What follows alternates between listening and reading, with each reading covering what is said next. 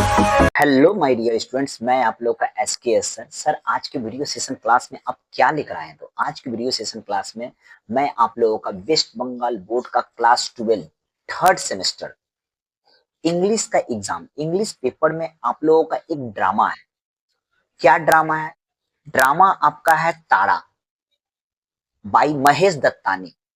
तो इस ड्रामा का सिर्फ एक्ट 1 ही आपको थर्ड सेमेस्टर में पढ़ना है। मैं आप लोगों के लिए इतना मेहनत इसलिए कर रहा हूं क्योंकि थर्ड सेमेस्टर आप लोगों का जो है आपका बोर्ड एग्जाम है।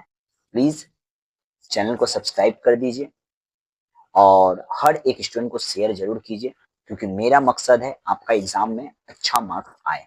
तारा महेश दत्तानी के द्वारा लिखा हो गया एक महत्वपूर्ण नाटक है जो जेंडर डिस्क्रिमिनेशन मतलब लिंग भेदभाव, सामाजिक असमानता और पारिवारिक संघर्ष जैसे मुद्दों को उजागर करता है।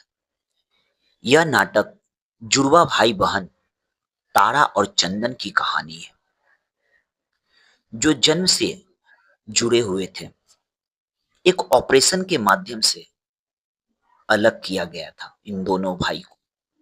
हालांकि यह ऑपरेशन समाज का सोच से प्रभावित था जिससे तारा को अन्याय सहना पड़ा।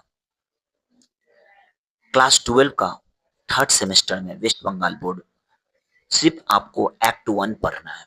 मैं एक्ट 1 को ही एक्सप्लेन करने जा रहा हूं। नाटक की शुरुआत चंदन के लंदन में अपने अतीत को याद करने से होती है। वह अपनी जुड़वा बहन तारा के साथ बिताए गए पलों को याद करता है। उनकी बचपन की कहानी में दर्शाया जाता है कि दोनों एक ही पैर साझा करते थे, लेकिन ऑपरेशन के दौरान तारा को उसका अधिकार नहीं मिला। चंदन को अतिरिक्त पैर दे दिया गया जो बाद में निष्क्रिय हो गया। उनके माता पिता भरती, माँ और पिता का नाम था पटेल के व्यवहार में अंतर देखने को मिलता है। भरती जो माँ थी, भरती को तारा के साथ हुए अन्याय का गहरा गिल्ट हो रहा था, अपने आप को अपराध फील हो रहा था, इसलिए वह तारा का विशेष ध्यान रखती थी। दूसरी ओर पटेल जो पिताजी थे, वो एक व्यवहारिक सोच वाले इंसान थे, सबके संग अच्छा व्यवहार करते थे और भावात्मक रूप से खुद को अलग रखते थे।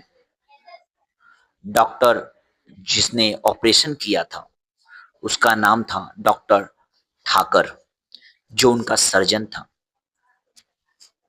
ने भी सामाजिक दबाव के कारण चंदन को प्राथमिकता दी।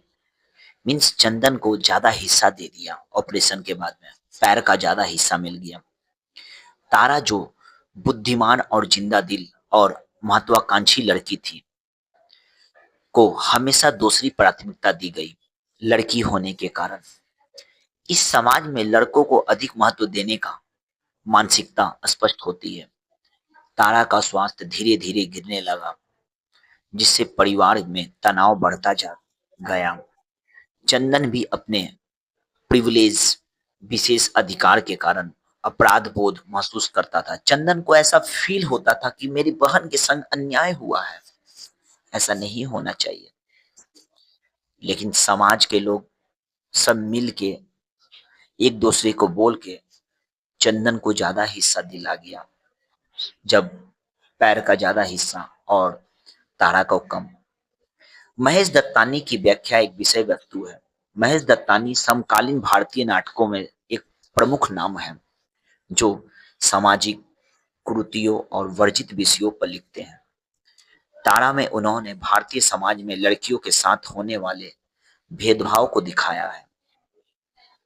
यह नाटक इस बात पर प्रकाश डालता है कि कैसे परिवार में समाज का प्रेशर के कारण लड़कियों को अन्याय सहना पड़ता है,